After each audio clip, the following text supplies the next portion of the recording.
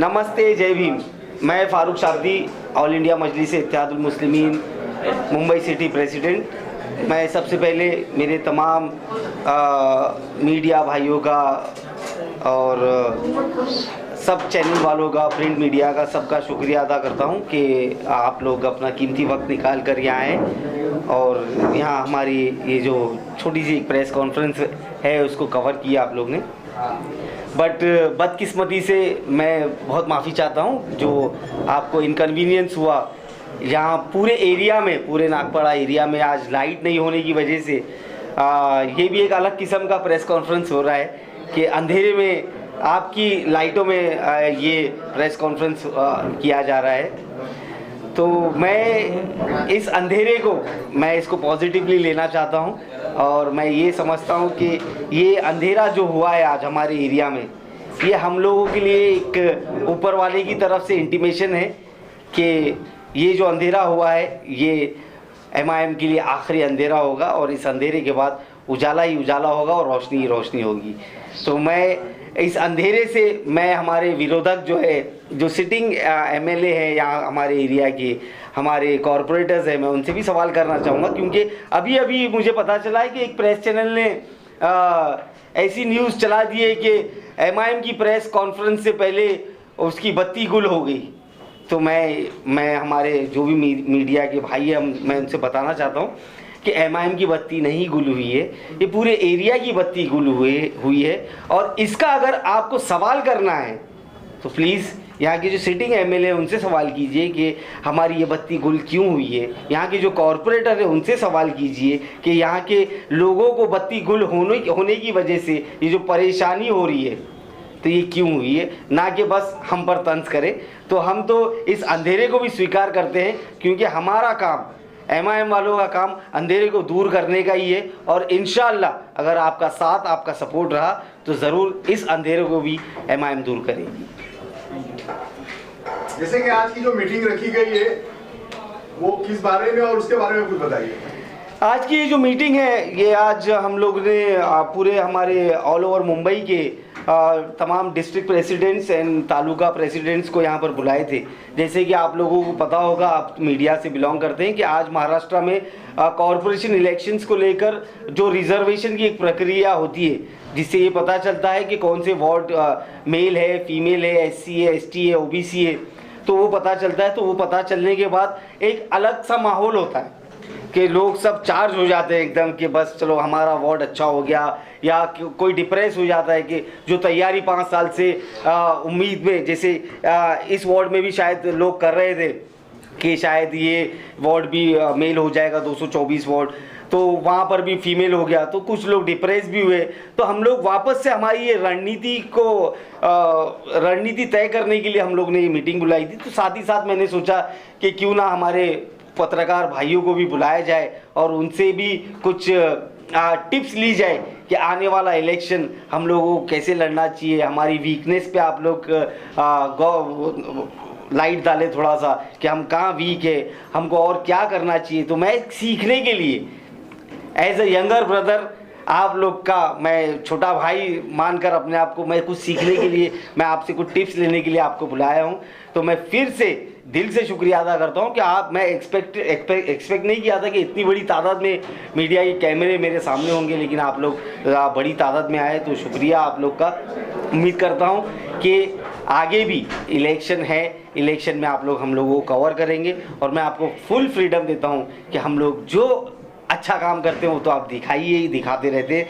अगर हमसे कुछ गलती होती है, हम कुछ बुरा काम करते हैं जो कि नहीं करेंगे और नहीं करते, लेकिन हमसे अगर कुछ गलती होती है तो वो भी आप मीडिया के चैनल पे आप खुलेआम दिखा सकते हैं ताकि हम हमारी गलतियों को सुधार कर और अच्छा काम कर सकें। इलेक्शन में आप कहाँ तक का कौन सी जगह उम्मीदवार खड़ा करने वाले? नहीं, इलेक्शन में हमारा प्लानिंग तो कुछ और था। रिजर्वेशन ने हमारे प्लानिंग्स को थोड़ा सा डिस्टर्ब किया है, बट स्टिल जो सबके लिए हुआ वही हमारे लिए हुआ है। तो मैं ये बोलूँगा कि इस आने वाले इलेक्शन में हम लोग मिनिमम 50 सीट्स कंटेस्ट करेंगे, जहां पर 50 सीटों पर हमारा पूरा वर्किंग हो चुका है, हमने पूरा होमवर्क किए हैं। काफ़ी हद तक हमारे पास उम्मीदवारों का वो भी आया है, उनके बायोडाटा रिज्यूम्स भी आए हुए हैं। तो हम लोग उनमें से जो उनको सिलेक्ट करेंगे।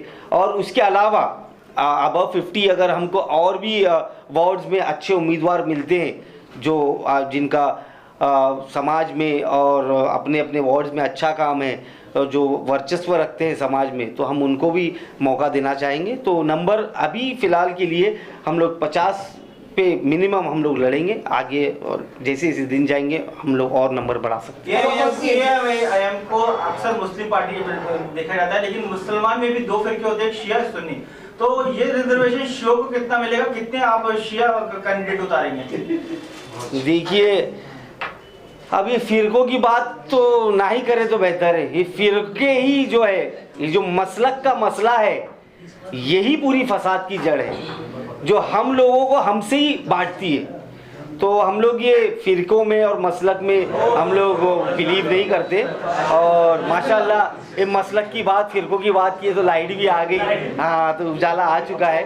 तो हम लोग जो भी उम्मीदवार होगा, हम लोग उसको उसके कास्ट से या उसके फिरके से नहीं जज करते हुए हम लोग उसका सामाजिक काम देखेंगे और समाज में उसका कैसा नाम है वो देखकर हम लोग उसको उम्मीदवारी देंगे। ये इलेक्शन में यूटी के बारे में कुछ सोच रहे हो आप?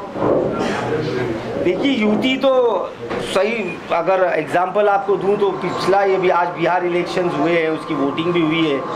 तो बिहार इलेक्शंस में हमने सिर्फ 6 सीटें मांगी थी ये आरजेडी एंड कांग्रेस वालों से, लेकिन 6 सीटें भी नहीं दिए। तो मुझे नहीं लगता है कि ये लोग हमसे यूटी करने में खुश हैं, लेकिन हम लोग बीजेपी को हराने के लिए, भाजपा को सत्ता से दूर रखने के लिए अगर हमको 1 नहीं 10 कदम पीछे हटना पड़ेगा और ये जो महाविकास आघाड़ी है इनके पास युति करने के लिए जाना पड़ेगा, तो हम हमारा प्रस्ताव हमारे आला कमान, हमारे महाराष्ट्र के अध्यक्ष इम्तियाज़ जलील साहब से पूछकर, हमारे national president barrister Asaduddin Owaisi साहब से पूछकर हम वो प्रस्ताव रखेंगे। और उसके बाद महाविकास आघाड़ी के ऊपर है कि वो लोग हमारा प्रस्ताव कैसे। हिमायत पे हमेशा आरोप लगा है कि ये बीजेपी की बी टीम है, उस बारे में आपका क्या बोलना है? नहीं, कुछ नई बात करें तो बेहतर है। बिहार में भी यही मसला चल रहा था। कुछ नई बात करें तो बेहतर है। ये बहुत पुरानी बात हो गई है। यही बी टीम का तबका वहाँ पर जो प्रशांत किशोर लड़ रहे हैं, वो उनके समाज के लोग क्यों नहीं लगाते? वहाँ तेजस्वी यादव का सगा भाई आज अपनी पार्टी बनाकर इलेक्शन लड़ रहा है। आज यही कांग्रेस की वजह से यूपी में जो पूरे 400 सीट लड़कर 1 सीट जीतती है, जिसकी वजह से समाजवादी को नुकसान होता है और बीजेपी जीत जाती है, ये थपका उनके ऊपर क्यों नहीं लगता है? तो ये सोची समझी साजिश है और इस साजिश को अभी पब्लिक ने एक्सेप्ट कर ली है कि ये बकवास बातें है और इसको कबूल नहीं कर रहे। मेरा नाम मोहम्मद वजीरुद्दीन है जी। हमारा ताल्लुक आपसे गायबाना है जी। मैं ये सवाल पूछना चाहता हूँ कि हमने 3 प्रेसिडेंट सिटी के देखे, तो हमने देखे हैं, हाँ। उसकी बात मैं करता हूँ। आप तीसरे माशाल्लाह, तो ये बताइए कि आप जो है वो क्या करने वाले जो और लोगों ने नहीं किया, आप कौन सी तब्दीली लाने वाले हैं जिससे आपकी पार्टी जड़ पकड़े? पिछले इलेक्शन में देखा गया कि आपके 1 बार 2 बार एमएलए हुए, यहाँ एमएलए थे, फिर सफाया हो गया, फिर आपका कॉर्पोरेशन में कहा आए इधर उधर से कुछ नहीं हुआ। कौन सा काम करने वाले हैं, किन उम्मीदों से आप आए, ये बताइए। पहले तो मैं आपकी सवाल को करेक्ट करना चाहूँगा, मैं तीसरा नहीं हूँ, मैं चौथा हूँ। हाँ, मैं चौथा हूँ। और मैं पुराने हमारे 3 जो सदर थे, मैं किसी के ऊपर ब्लेम नहीं देना चाहता कि उनका काम अलग है या कम है या ज़्यादा है। मैं ये समझता हूँ कि हर किसी का काम करने का तरीका अलग अलग होता है। अब मेरा, जब आप पूछ रहे हो कि मैं क्या करूँगा, तो मैं आपको बता दूं कि मेरा नाम फारूक शाब्दी है और जो मुझे जानते हैं वो मुझे जानते हैं। इंशाअल्लाह आने वाले महानगर पालिका इलेक्शंस के रिज़ल्ट ही आपको बताएंगे कि फारूक शाब्दी ने क्या किया। प्रिसाइजली अगर आप पूछोगे तो मैं संगठन के ऊपर ज़्यादा काम करता हूँ, मैं लोगों को जोड़ने में ज़्यादा बिलीव करता हूँ, ना कि मैं इलेक्शन के करीब कोई अगर आ जाए हमारी पार्टी में, मैं उन लोगों को स्वीकार नहीं करता। मैं खुशी मेरा उम्मीदवार जो मेरे साथ 5 साल कंधे से कंधा लगाकर पार्टी को बड़ा करने का काम किया है, मैं उसके ऊपर दाव खेलना पसंद करूंगा, ना कि कोई धन्ना सेठ आ जाए आखिरी चांद रात को कि मुझे टिकट दे दो पैसों का लालच दे या कोई दूसरी पार्टी से उसको टिकट नहीं मिलने पर आ जाए, मैं उसको उम्मीदवारी नहीं दूंगा। मैं मेरे लोगों को बड़ा करूंगा ताकि वो लोग जो पार्टी के साथ बुरे वक्त में खड़े रहे हैं वो आगे भी पार्टी के साथ खड़े रहें। 2014 से लेके 2025 तक का ऐसे एमआईएम में बहुत से उम्मीदवार आए। पिछले एमएलए कॉर्पोरेशन इलेक्शन में 45 नगर सेवक आपके थे, इस वक्त एक भी नहीं है जो चुनाव लड़े थे। जैसे आप कह रहे हैं कि दूसरी पार्टियों से हम नहीं लेंगे, लेकिन हर टाइम पिछले 10 सालों से ये देखा जा रहा है कि दूसरी पार्टियों से लोग आते हैं, चुनाव लड़ते और चले जाते हैं। तो इस बार कैसा अलग होगा? यही अलग होने वाला है कि जो जाते हैं उनको आने ही नहीं दिया जाएगा। इस बार उनको बोलेंगे आपको जहाँ जाना है इलेक्शन के बाद तो अभी से आप चले जाइए। हमारे साथ जो है, हमारी पार्टी के लिए जो काम कर रहा है, जो अपने अपने वार्ड्स में अपनी अपनी ऑफिस खोल के बैठा है, लोगों के बीच में है, लोगों की सुख दुख में काम कर रहा है, इस बार एमआईएम पार्टी ज़्यादा से ज़्यादा तादाद में उन्हीं, मैं समझूंगा घर के बच्चों को, ये सब हमारा घर है, हमारा एक परिवार है, हम उनको मौका देंगे। आपने आइडेंटिफाई किया है, आपने क्या कैडर तैयार किया, आइडेंटिफाई किया है, किनको देंगे, किन लोगों को देंगे, बातें करें, आप क्या करेंगे? कुछ हद तक सीटों का बंटवारा कैसा करोगे, किस मुद्दे पे या किस आधार पे करोगे? नहीं, आइडेंटिफाई की बात जाए तो वो हमारी पार्टी का इंटरनल मसला है। हम लोगों ने आइडेंटिफाई भी किए हैं और हमारा काम भी चल रहा है, तो वो तो हम लोग इलेक्शन जब लगेगा आपको पता ही चल जाएगा। सीटों का बंटवारा इन द सेंस कहाँ बांटना है हमको, सीट बंटवारा किससे करना है हमको? जैसे कि लोगों को कैसा देना है, किस कैंडिडेट नाराज ना हो? नहीं, देखिए कैंडिडेट ये इन द एंड टिकट एक होती है और इच्छुक बहुत सारे होते हैं, टिकट मांगने वाले एक होते हैं। तो ये एमआईएम ही नहीं, हर पार्टी में ऐसा होता है कि टिकट मिलने के बाद नाराज़गी होती है, बगावतें होती है।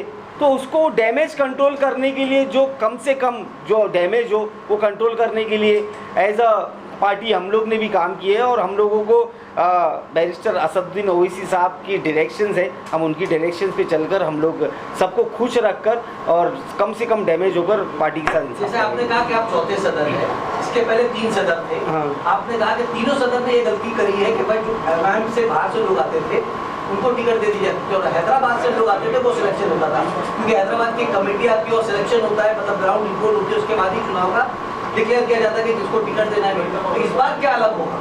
नहीं, मैंने ये नहीं बोला कि पिछले 3 सदर ने ये गलती की है। गलतियां हुई है, मैं उसको एक्सेप्ट करता हूँ। गलतियां मैं समझता हूँ कि सदर की तरफ से नहीं, ये ओवरऑल गलती हो सकती है, पार्टी के फैसले गलत हुए होंगे, तो वो सारी चीज़ों से हम लोग सीख लेकर आगे बढ़ेंगे। जो गलतियां हमने किए हैं या जो हुई अनजाने में, हम उसको नहीं दोहरा कर आगे इलेक्शन लड़ेंगे और आपको बदलाव दिखेगा। एक सवाल ये है कि हमारे पास रिकॉर्ड पे लोगों ने कहा, हमने इंटरव्यू छापा है ऐसे कैंडिडेट्स का, पिछली बार इन्होंने ये कहा कि जब हम टिकट मांगने गए सारी तैयारी थी, लेकिन हमसे पैसा मांगा गया, हम उस लायक नहीं है कि हम पैसा दें, इसलिए हम बाहर हो जाए। तो आप इन चीज़ों को कैसे रोकेंगे? क्या इस बार भी ऐसा होगा? देखिए, ये सब जो पैसों का खेल है, ये सारी पार्टियों में ये आरोप लगते हैं और हो सकता है इसमें कुछ सच्चाई भी हो। अब मर्सिडीज मांगकर अब शिवसेना में तो पद दिए जाते थे, मर्सिडीज के बदले एक मामूली सा पद मिलता था लोगों को।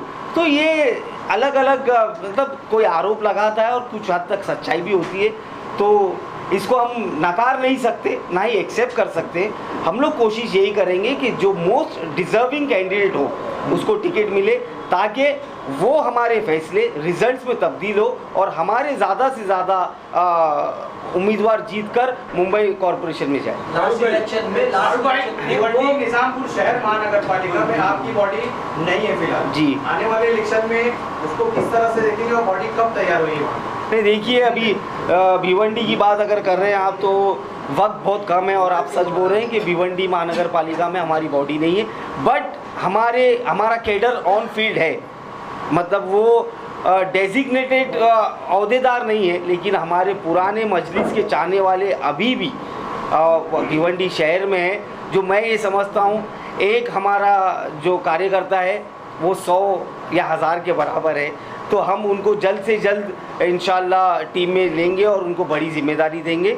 और वो इम्तियाज़ जलील साहब से मेरी बात हो चुकी है, वो बहुत ही जल्द, हो सकता है आने वाले वीक में या 8-10 दिन में उसका फैसला ले और वो आपको पता चले। एक सवाल ये है, जनता आपको चुनाव जीतने के बाद क्यों नकार देती है?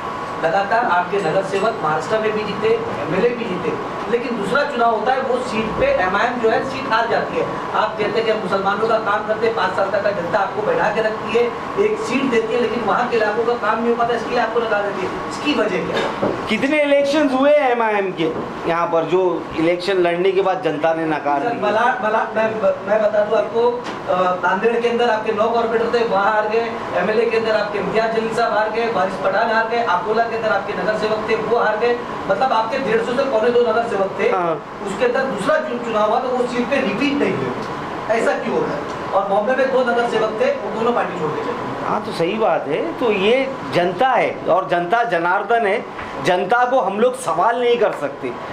उल्टा हम लोग उसमें से ये निकाल सकते हैं कि जनता ने ये फैसला हमारे खिलाफ क्यों लिया और हम उस पर काम करने की कोशिश करेंगे और उसको सुधारेंगे। और वो सारी चीज़ों को सुधारने के लिए जमात ने मुझे यहाँ भेजा है और कुछ हद तक, काफ़ी बड़ी हद तक हम लोग उस चीज़ों पे काम किए और इंशाअल्लाह जनता इस बार अल्लाह के हुक्म से, इंशाअल्लाह अल्लाह ने चाहा अगर, इस बार जनता सिर्फ और सिर्फ एमआईएम को कबूल करेगी और पतंग का परचम बहुत ऊंचा लहराएगा इंशाअल्लाह। कहाँ तक की सीट की उम्मीद करते हो?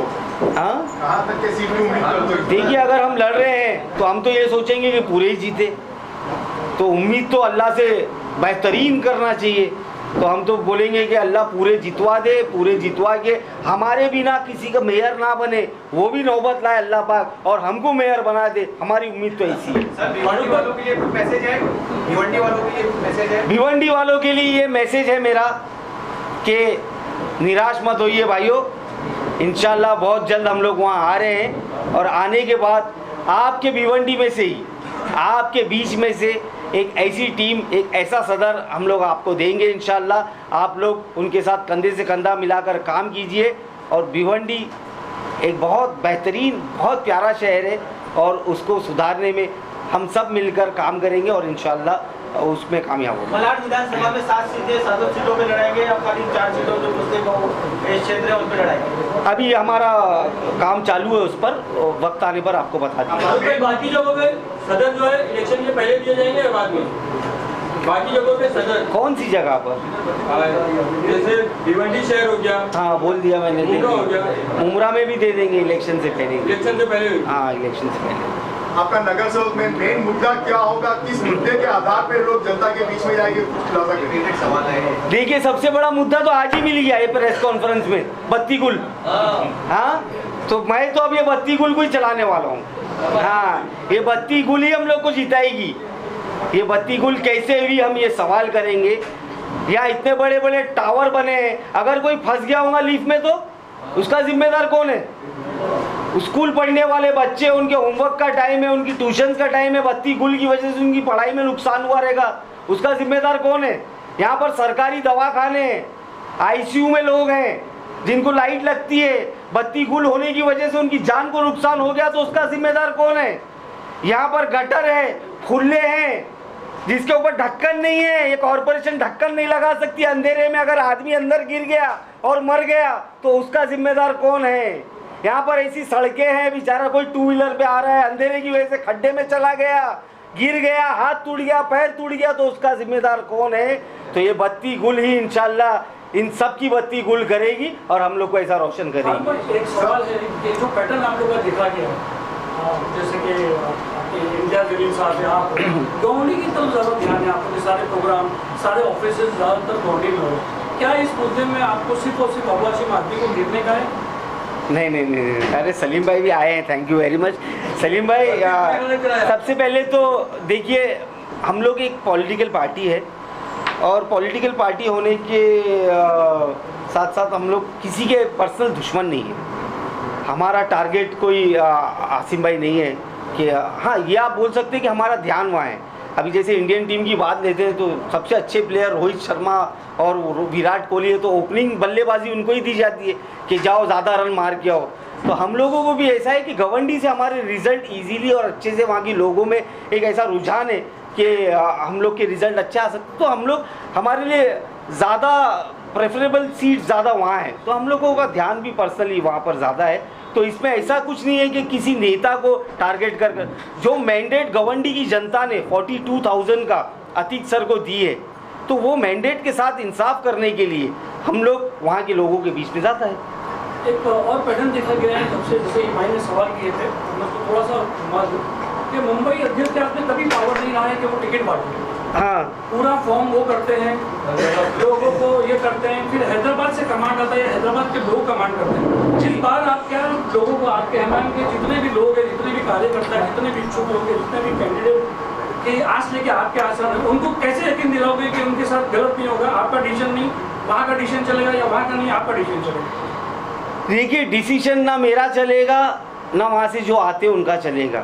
डिसीजन सिर्फ चलेगा बैरिस्टर असदुद्दीन ओवैसी साहब का, और वो जो डिसीजन ले लिए, वो चाहे मैं चाहूँ या ना चाहूँ, मैं उससे खुश रहूँ या ना रहूँ, वो डिसीजन मुझे ही नहीं, हमारी पूरी महाराष्ट्र की टीम, पूरे इंडिया की टीम को मान्य रहेगा। दूसरी बात, मैं मेरे कार्यकर्ताओं के लिए पहले ही बोल दिया हूँ और उनके भी बराबर समझ में आ चुका है कि कुछ चेंज देख रहे हैं वो लोग, और वो चेंज देखकर उस पर भरोसा करके ही माशाल्लाह मेरे साथ कंधे से कंधा लगाकर वो लोग चल रहे हैं।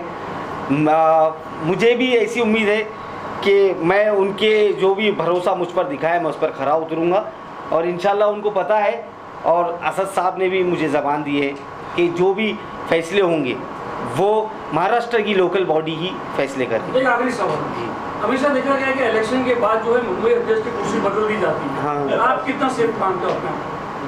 नहीं, देखिए, मैं ये समझता हूँ कि अगर मैं परफॉर्म नहीं कर पाता हूँ तो अगर मेरी कुर्सी बदल दी जाती है तो उसमें कोई हर्ज नहीं है। कुर्सी पर जो मोस्ट डिज़र्विंग है, जो मोस्ट परफॉर्मिंग है, वही होना चाहिए। If you are out of form, you don't deserve your place in the seat, in the team. तो मैं समझता हूँ कि कुर्सी तो एक बहाना है। इंशाअल्लाह आज ये पुरानी है, इलेक्शन के बाद नई कुर्सी वैसे बदलेंगे, हम नई कुर्सी लेंगे और उस कुर्सी पे भी फारूक शाब्दी दिखेगा आपको। फारूक साहब, जिस तरीके से आपने विधानसभा के अंदर वार्ड नंबर 145 है जहां पर एमआईएम के 2 जो मुंबई में कॉर्पोरेटर जीते थे उसमें से एक शामिल था शाहनवाज शेख जो 500 वोट से जीता था, और उसी के बाजू एक वार्ड था वार्ड नंबर 143 महाराष्ट्र नगर जहां 150 वोट से एमआईएम हार गई। 2019 के विधानसभा चुनाव में वहां पर आपने एमएलए चुनाव में भी पार्टिसिपेट किया था, 24 में वहां पर एमएलए का कैंडिडेट आपने नहीं दिया, तो उस अनुशक्ति नगर के साथ ऐसा दुर्व्यवहार क्यों? नहीं, देखिए, ये सब पार्टी की रणनीति है, या जैसे सही उम्मीदवार नहीं दिखा होगा हमको तो नहीं दिए होंगे, वो मैं इस पर कमेंट नहीं करना चाहता। लेकिन अनुशक्ति नगर हो, उसके बाजू का एरिया हो, और उसके अलावा अभी और ऐसी कई सीटें जहाँ पर हम 100, 200, 300, 500 की मार्जिन से हारे जीते। इसका मतलब ये नहीं कि हमारी नज़र वहाँ नहीं है। वो तो सलीम भाई ने सवाल किए गवर्नडी का, तो मैंने उनको जवाब दिया। वेरी सून हम लोग वो सारे एरियाज़ में जाएंगे और वहाँ पर इलेक्शन अच्छी बड़ी ताकत से लड़ेंगे और वहाँ से रिज़ल्ट अच्छे निकालेंगे, और किसी एरिया के साथ हम लोग सौतेला सलूक नहीं करेंगे।